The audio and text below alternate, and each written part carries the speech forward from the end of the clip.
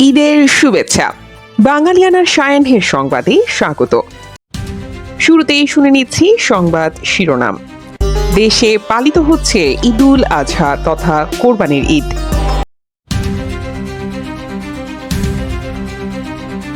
ত্যাগের মহিমায় ভাস্বর পবিত্র ঈদুল আজহাকে কেন্দ্র করে দেশের অর্থনীতিতে যোগ হয় নতুন এক মাত্রা, যার অর্থনৈতিক চরিত্র ঈদুল ফিতরের কেনাকাটা ভিত্তিক অর্থনীতির চেয়ে সম্পূর্ণ আলাদা। এখানে মূল চালিকা শক্তি হলো গবাদি পশু বেচাকেনা, চামড়া শিল্প, মশলা এবং ভারী খামারি অর্থনীতি। বিভিন্ন অর্থনৈতিক গবেষণা সংস্থা ও ব্যবসায়ী সংগঠনের তথ্য মতে ঈদুল আজহা কেন্দ্রিক সামুদ্রিক অর্থনৈতিক লেনদেনের আকার প্রায় 1,00,000 কোটি টাকা। ঈদুল আজহার অর্থনীতির সিংহভাগই আবর্তিত হয় গবাদি পশুকে কেন্দ্র করে। প্রাণী সম্পদ অধিদপ্তরের তথ্য অনুযায়ী প্রতি বছর সারা দেশে প্রায় 1 কোটিরও বেশি গরু, মহিষ, ছাগল ও ভেড়া কোরবানি হয়। দেশের শত শত স্থায়ী ও অস্থায়ী পশুর হাটে এই পশু কেনাবেচা বাবদ প্রায় 60,000 থেকে 65,000 কোটি টাকার নগদ লেনদেন হয়। এই বিশাল অর্থের সরাসরি সুফল পান দেশের প্রান্তিক খামারি, কৃষক ও পশুপালনকারীরা, যা গ্রামীণ অর্থনীতিকে শক্তিশালী করতে সবচেয়ে বড় ভূমিকা রাখে।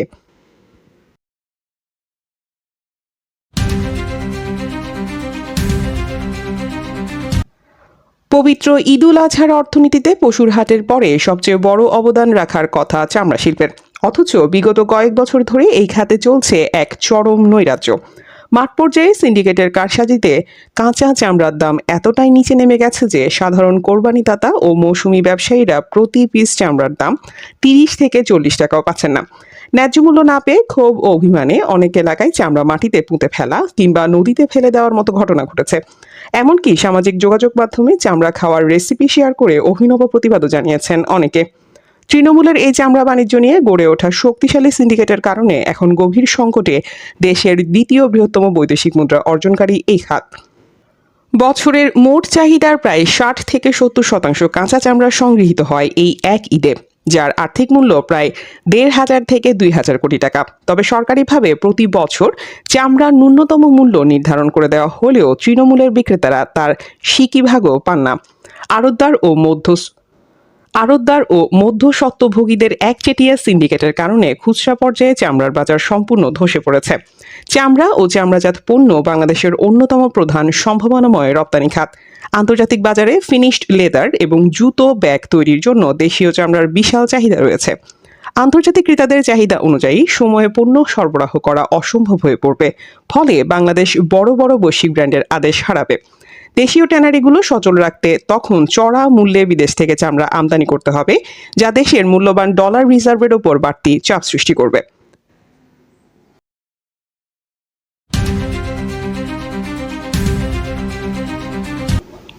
বিশ্বজুড়ে মুসলিম উম্মাহ যখন ত্যাগের মহিমায় ভাস্বর পবিত্র ঈদুল আজহা উদযাপনের প্রস্তুতি নিচ্ছে, তখন মধ্যপ্রাচ্য ও আফ্রিকার বেশ কয়েকটি যুদ্ধ কবলিত দেশে ঈদ এসেছে এক বুক চাপা কষ্ট, প্রিয়জন হারানোর বেদনা আর টিকে থাকার চরম সংগ্রামের মধ্য দিয়ে।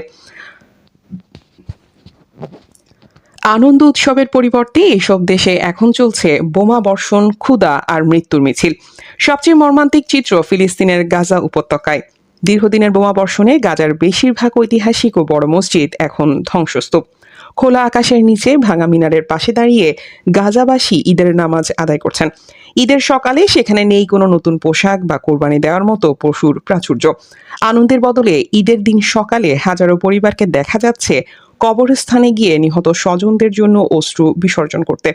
শিশুরা নতুন জামা বা খেলনার বদলে ধ্বংসস্তূপের উপর দাঁড়িয়ে লঙ্গরখানার একবেলা খাবারের জন্য লাইনে অপেক্ষা করছে। গাজাবাসীর কাছে এবারের ঈদ কেবলই বেঁচে থাকার আকুতি। আফ্রিকার দেশ সুদানে চলমান গৃহযুদ্ধের কারণে এবারের ঈদুল আজহার পরিবেশ অত্যন্ত থমথমে। উৎসবের আনন্দের চেয়ে কখন মাথার উপর ড্রোন বা বিমান হামলা হবে সেই আতঙ্কেই কাটছে মানুষের দিন। তীব্র খাদ্য ও পানির সংকটের কারণে শরণার্থী শিবিরগুলোতে ঈদের কোনো বিশেষ আয়োজন নেই। সাম্প্রতিক তীব্র সামরিক সংঘাতের জেরে ইরান ও লেবাননেও ঈদের চিরচেনা জৌলুস হারিয়ে গেছে। বিমান হামলার আশঙ্কায় ইরানের সাধারণ মানুষ এবার ঘরের বাইরে বড় কোনো জমায়েত এড়িয়ে চলছে। অন্যদিকে লেবাননে উদ্বাস্তু হয়ে স্কুল বা অস্থায়ী আশ্রয় কেন্দ্রে থাকা লাখো মানুষের কাছে ঈদের আনন্দ বলতে কিছুই অবশিষ্ট নেই। দীর্ঘস্থায়ী সংকটে থাকা সিরিয়া ও ইয়েমেনে তীব্র মুদ্রাস্ফীতির কারণে সাধারণ মানুষের কোরবানি দেওয়া তো দূরের কথা, ঈদের দিনে ভালো একটু খাবার কেনার সামর্থ্যও নেই। যুদ্ধবিধ্বস্ত এসব দেশের মানুষের কাছে ঈদুল আজহা এখন আর পশু কোরবানি বা পারিবারিক মিলন মেলার দিন নয়। তাদের জন্য ঈদের সবচেয়ে বড় প্রার্থনা ও উপহার হলো একটি শান্ত সকাল, মাথার উপর বোমাহীন আকাশ এবং পরিবারের বাকি সদস্যদের নিয়ে বেঁচে থাকার নিশ্চয়তাপূর্ণ দিন। আবারও ঈদের শুভেচ্ছা জানিয়ে শেষ করছি বাঙালিয়ানার সায়াহ্নের সংবাদ। পৃথিবীর সকল প্রাণীর জন্য ভালোবাসা দেখানো এবং নিজ শহরকে উৎসবে পরিচ্ছন্ন রাখার জন্য আপনাদের ধন্যবাদ।